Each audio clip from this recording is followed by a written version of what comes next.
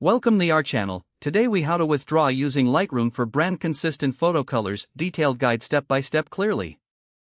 Open Lightroom and import your selected images.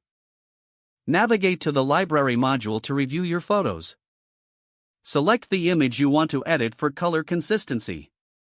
Go to the develop module to access editing tools. Use the basic panel to adjust exposure, contrast, highlights, and shadows. Ensure the white balance is accurate by using the eyedropper tool. Adjust the temperature slider for a warmer or cooler feel as needed.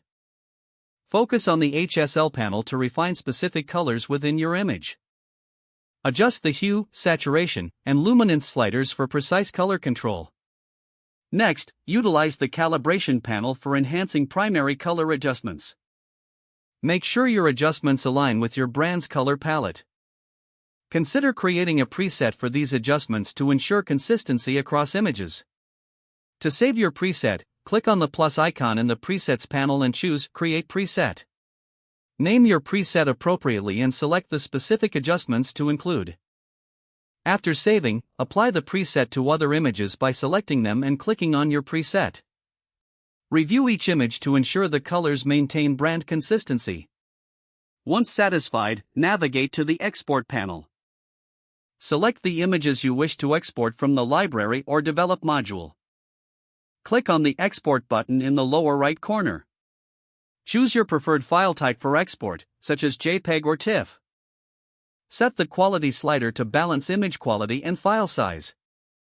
Specify the export location on your computer or an external drive. Ensure you select the appropriate color space, typically sRGB for web use. Review the export settings once more before clicking the Export button. After exporting, check your images in the chosen folder to confirm colors are consistent. Now, your photos are ready for distribution, maintaining your brand's visual integrity. If the page does not load, refresh the browser or try again in a private or incognito window.